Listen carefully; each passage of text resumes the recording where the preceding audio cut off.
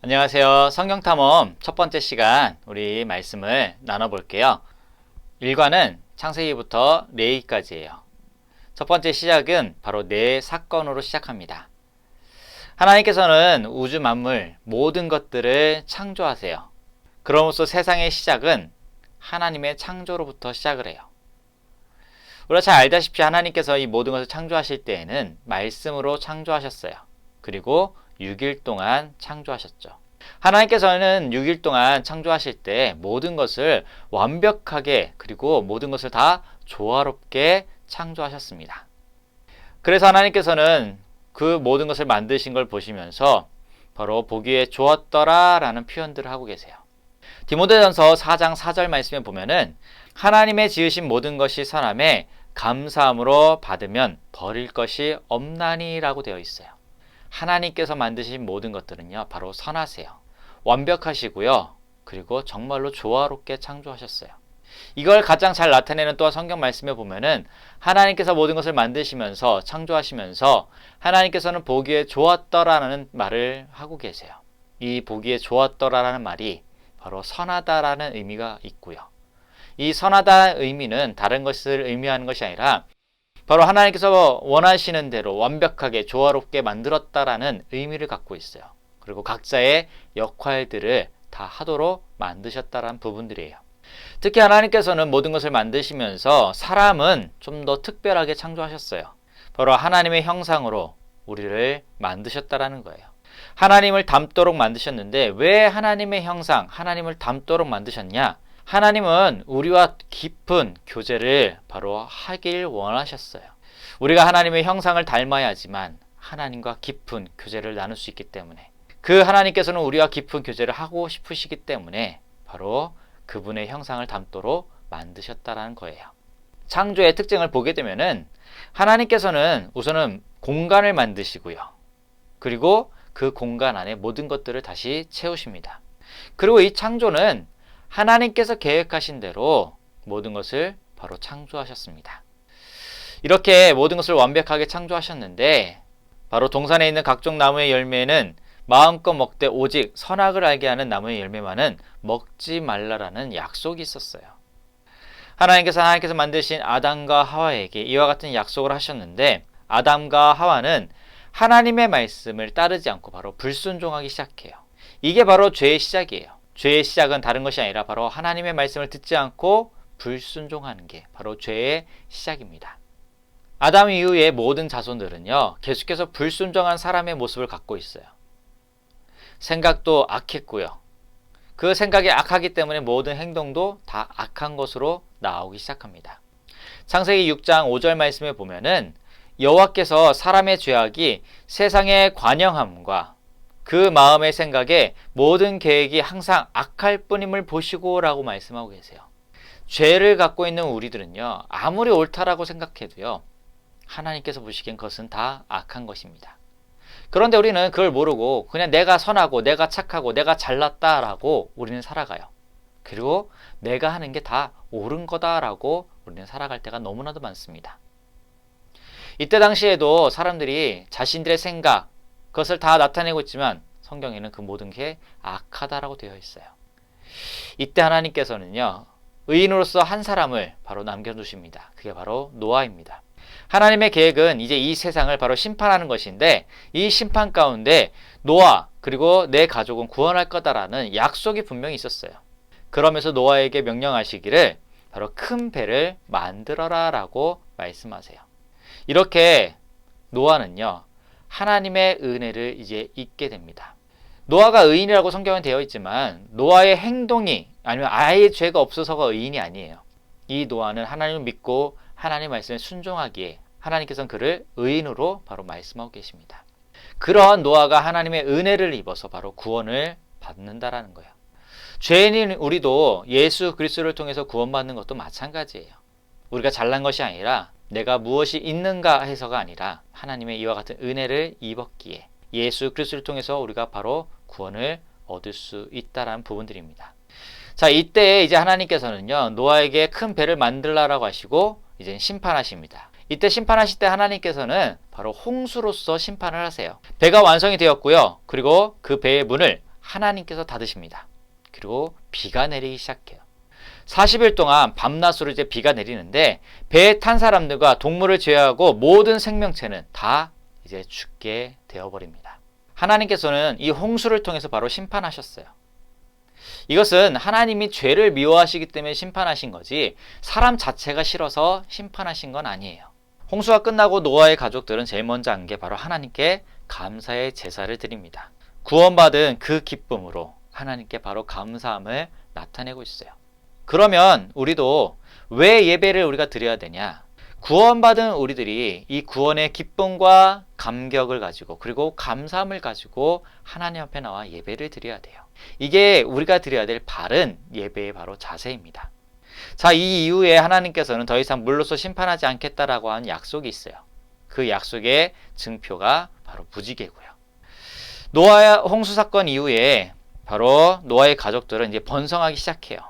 사람들의 생각이 그런데 또다시 이제 악해지기 시작하고요. 원래 흩어져서 살아야 되는데 이제는 흩어지지 않으려고 해요. 탑을 쌓기 시작했고요. 그리고 이 탑을 하늘까지 닿게끔 그리고 이 탑을 그렇게 높게 쌓으면서 자신들의 이름을 내자라고 하는 말들이 나오기 시작합니다. 그리고 또 한편으로 다시는 우리가 물로서 심판을 받지 말자라고 하는 그 욕심이 있어서 탑을 높게 쌓다라는 거예요. 악한 생각을 보신 하나님께서 그들의 언어를 흩으십니다. 하나님께 영광이 나타나기보다는 자신들의 영광을 나타내고 싶었고 하나님의 약속을 또다시 믿지 않고 그들은 물로서 심판을 받지 않으려고 높게 바로 탑을 쌓다라는 거예요. 언어가 다르면서 더 이상 탑을 쌓을 수 없으면서 이 탑을 쌓는 일은 중단이 되어버립니다. 그러면서 이제 흩어졌고요. 우리가 잘 알아야 될 것 중에 하나는 하나님은 사람을 벌주고 쫓아내고 물로 쓸어버리고 흩어버리시는 그런 하나님이신가요? 아니에요.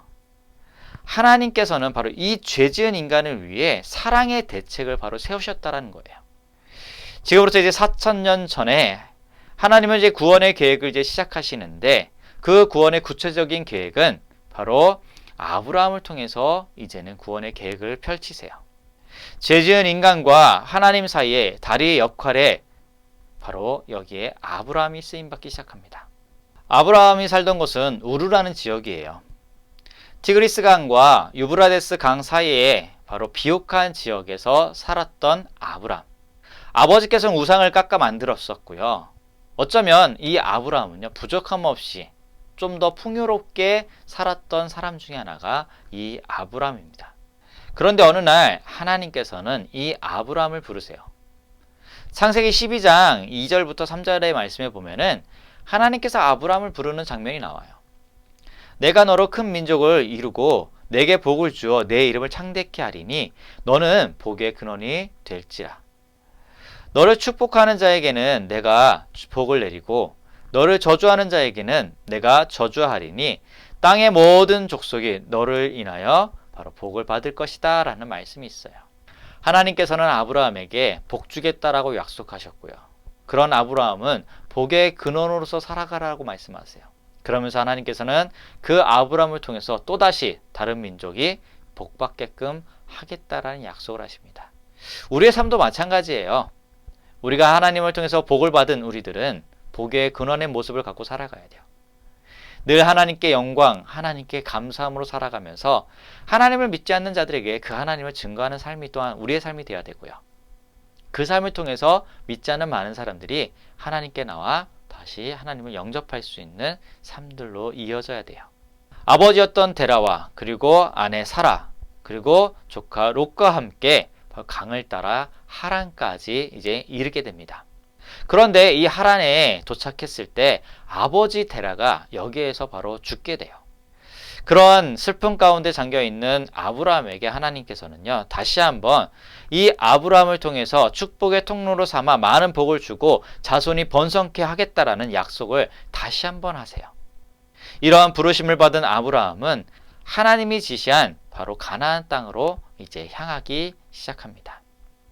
하나님께서 약속하신 대로 아기가 생기지 않자 이 아브라함은 인간적인 생각에 그리고 불안함 가운데 이제 잠기게 됩니다.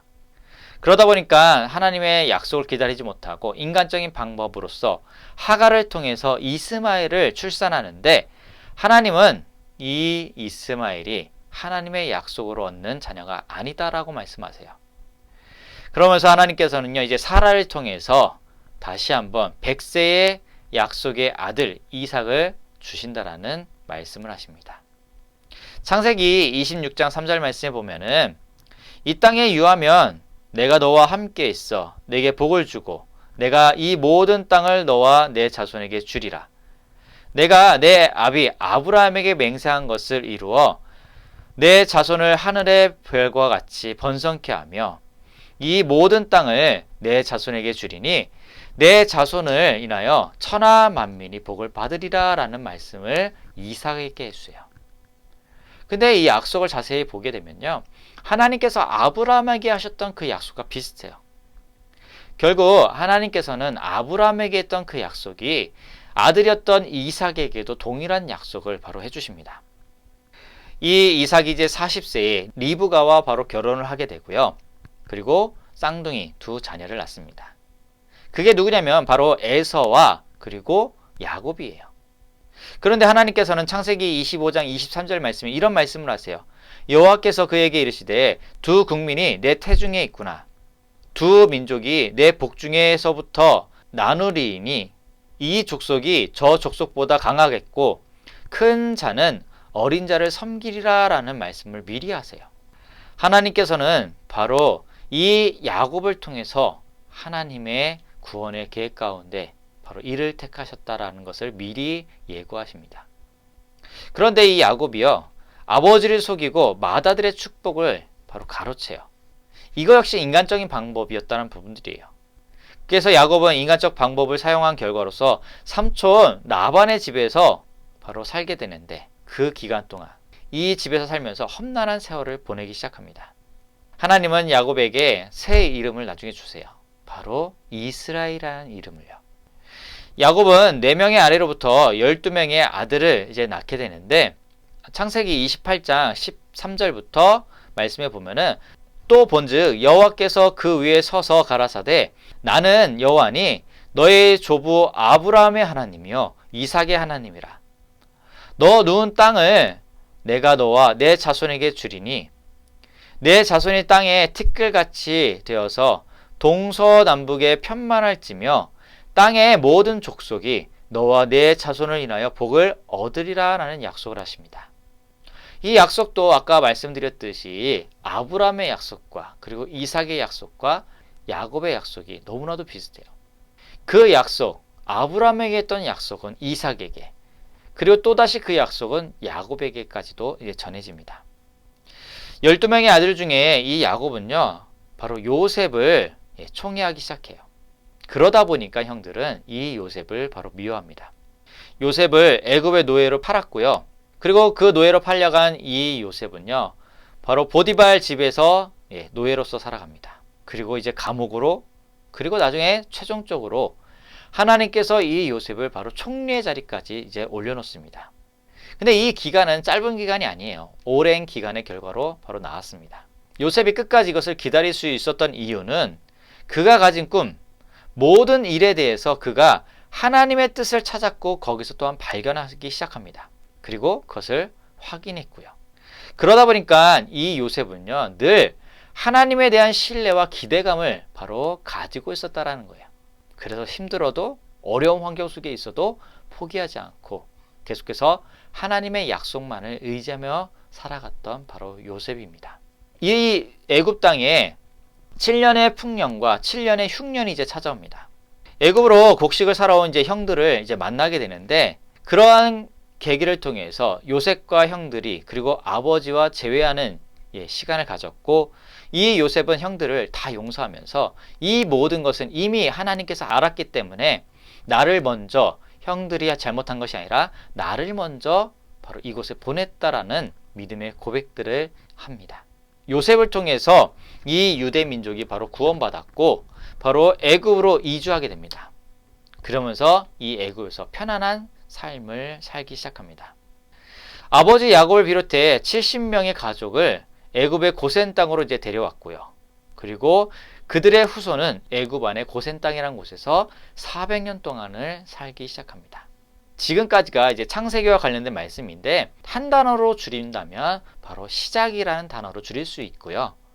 그리고 또다시 이것을 두 마디로 줄인다면 세상의 시작과 그리고 구원의 시작 이렇게 표현할 수도 있어요. 여기에는 네 사건이 나왔었고요. 그리고 네 사람이 나왔습니다. 네 사건은 창조, 타락, 홍수, 그리고 민족들이었고요. 네 사람은 아브라함이 나왔고 이삭이 나왔으며 야곱, 요셉이 나왔습니다. 자, 그렇게 이제 이스라엘 민족이 애굽에서 살아갔는데 시간이 400년이 흘러갑니다. 이스라엘 백성들은 애굽에서 지내는 400년 동안 바로 70명에서 수백만 명으로 바로 증가를 합니다. 이러므로써 하나님의 약속처럼 이제 이스라엘, 아브라함에게 하셨던 그 약속처럼 이제 거대한 민족들이 바로 이루어졌었어요. 그러나 시간이 지나면서 요셉의 공로를 알지 못하는, 다시 말하면 하나님을 이제 알지 못하는 왕이 세워지기 시작했고요. 그때부터 이제 이스라엘 민족들은 이 애굽 안에서 노예의 삶을 살기 시작합니다. 그런데 특이한 것 중에 하나가 애굽 사람들의 숫자가 증가하는 속도보다 이 이스라엘이 출생하는 속도, 인구가 늘어나는 속도가 더 빠르다라는 거예요. 인구의 역전 현상을 이제 두려워하면서 애굽의 왕은 두 가지를 이제 시도합니다. 첫 번째는 바로 어른들의 힘을 상실시키기 위해서 고된 노동력을 이제 시키고요. 그리고 남자아이가 태어나면 갓 태어난 이 남자아이들을 다 죽였습니다. 그러면서 이스라엘 백성들은 고통 가운데 있다 보니까 기도하기 시작했고 그들은 하나님 우리를 이곳에서 구원해 주세요라고 하면서 울부짖기 시작합니다. 하나님은 그 소리를 들었고요. 그런데 더 중요한 사실 중에 하나는 그들이 단지 힘들어서 하나님이 그들을 구원했냐? 아니요. 하나님께서는 아브라함에게 이미 약속하셨던 부분이 있어요. 창세기 15장 13절 말씀에 보면은 하나님은 아브라함에게 이 약속을 먼저 하셨어요. 뭐냐면 여호와께서 아브라함에게 이르시되 너는 정령이 알라 내 자손이 이방에서 객이 되어 사람들을 섬기겠고 그들은 400년 동안 내 자손을 괴롭게 하리라 라는 약속이 이미 있었어요. 하나님은 이 약속을 그냥 약속으로서 끝난 것이 아니라 이 약속을 반드시 이루어 주셨습니다. 자, 그러면서 이제 이스라엘 백성들을 구원하기 위해 하나님은 이제 한 사람을 택했고요. 그 사람이 누구였냐면 바로 모세였습니다. 애굽의 공주가 갈대 상자에 있는 모세를 발견했고요. 그리고 모세는 왕궁에서 이제 자라나게 됩니다. 모세는 40년간 왕궁에서 자랐고요. 그리고 40년간 다시 광야에서 생활합니다. 하나님께서 이스라엘 백성들을 구원하기 위해서 광야 생활을 하고 있는 그 모세를 이제 부르십니다. 모세가 애굽의 바로 앞에 가서 하나님의 말씀을 당당하게 이제 전하기 시작합니다. 하나님의 백성이 내 백성을 보내라 라고 이제 선포합니다. 근데 이 바로 왕이요, 이 말을 거절합니다. 그래서 이제 여기에 10가지의 재앙이 나타나기 시작하는데 10가지 재앙으로 이제 하나님이 누구인지를 알려주시기 위해 참신이 누구인지, 참된 하나님이 누구인지를 알려주기 위해서 바로 10가지 재앙을 그들 가운데 내립니다. 근데 이 바로 왕은요, 재앙이 임할 때는 보내겠다, 이스라엘 백성들을 보내겠다라고 하지만 재앙이 끝나면 다시 거절합니다. 그러면서 마지막 10번째 재앙까지 오게 되는데 바로 장자의 죽음과 처음 태어난 거의 죽음의 재앙이 이제 나타나기 시작합니다. 이걸 통해서 결국 여호와가 진짜 하나님을 이제 알게 되는 바로 그 시간이 되어버렸습니다. 이때 나타난 절기가 유월절 절기였고요. 장자와 처음 태어난 죽음이라는 이 재앙이 임했지만 이스라엘 백성들의 집에는 이 재앙이 지나갈 수 있었던 방법은 바로 하나님의 약속하심이 있었다라는 거예요. 바로 이 유월, 넘어간다라는 뜻이 있고요. 유월절은 어린 양의 피를 문틀에 바른 이스라엘이 구원받은 것을 바로 기념하는 날이 이 유월절 절기입니다. 바로는 이제 이스라엘 백성들을 이제 보내줍니다.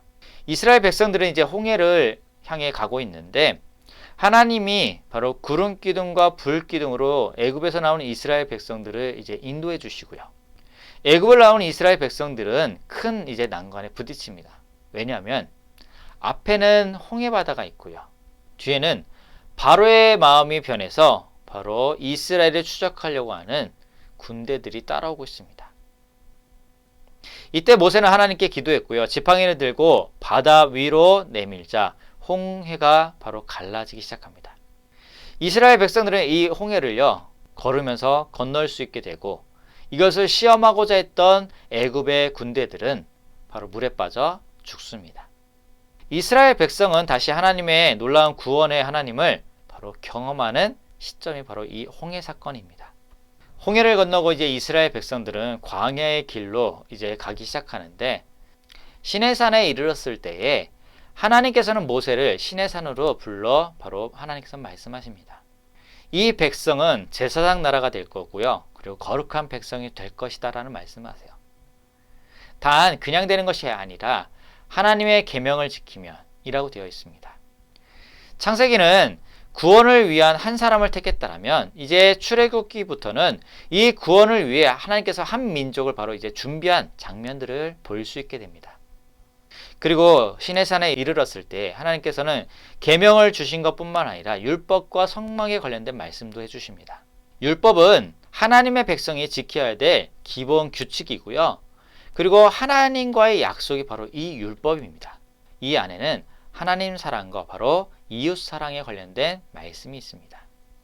성막은 하나님과 만나는 바로 예배의 장소, 언제나 또 함께 하겠다라는 하나님의 임재의 상징이 바로 성막입니다. 이 성막을 통해서 하나님과의 바로 동행하심을 하나님께서 늘 함께하고 있다는 것을 바로 볼 수 있는 성막입니다. 그러면서 이제 레위기서를 보게 되면은 5가지 제사와 7가지 절기에 관련된 말씀이 나옵니다. 레위기는 율법과 성막을 받은 이스라엘 백성이 성막에서 드리게 될 제사와 절기에 대한 가르침을 받는 내용이 나옵니다. 초점은 하나님의 백성이 어떻게 거룩한 백성이 될 수 있는가라는 거예요. 그래서 거기에 내용에 보면은 바로 제사가 있고요, 거룩이 있고 정결이 있고 레위인과 바로 제사장들의 역할들에 대한 기록이 이 말씀에 나옵니다. 하나님께 나아가는 방법은요 5가지 제사가 있습니다. 번제, 소제, 화목제, 속건제, 바로 속죄제가 있어요. 그런데 우리는 더 이상 제사를 드리진 않아요. 왜 그러냐면 예수 그리스도를 통해서 단번에 제사를 드렸기 때문에, 예수 그리스도를 통한 온전한 성취가 되었기 때문에 우리들에게는 더 이상 제사가 필요가 없습니다. 그러면서 이제 하나님과 동행하는 방법에 대해서는 7가지 절기가 있습니다. 유월절이 있고요, 무교절, 초실절, 오순절, 그 다음에 나팔절, 속죄일, 장막절이 있습니다. 출애굽기를 정리하게 되면요, 어떻게 구원받았나, 그리고 왜 구원받았나 라는 거예요. 어떻게 구원받았냐면 바로 하나님의 은혜와 하나님의 권능으로 구원받을 수 있었고요. 또한 왜 구원받았냐, 하나님의 백성이 되기 위해서 바로 구원받았습니다. 이스라엘은 바로 제사장 나라예요. 우리 역시 왜 구원받았냐, 하나님의 백성이 되기 위해 우리가 구원받았습니다. 그리고 이 구원은 내 노력, 내 의가 아닌 하나님의 은혜로, 하나님의 권능으로 바로 구원받을 수 있었다라는 거예요. 레위기를 정리하면요, 레위기는 바로 하나님의 백성답게 거룩하게 살라라는 게 레위기에 바로 정리되는 말씀입니다. 자, 우리 친구들 여기까지가 일과와 관련된 말씀입니다. 이 말씀 다시 한번 계속 자세히 보시고요. 아래 링크에 선생님들이 유년부, 초등부 걸 공과를 진행할 수 있는 것을 간단하게 설명이 되어 있는 영상들이 있어요. 클릭해서 한번 참고적으로 보고 가정에서 부모님과 또다시 이 말씀을 갖고 나누는 시간들을 보냈으면 좋겠습니다. 그리고 모션은 이미 알림 영상을 통해서 부모님들에게 전송이 됐습니다. 자, 목사님 이제 이과에서 다시 만날게요.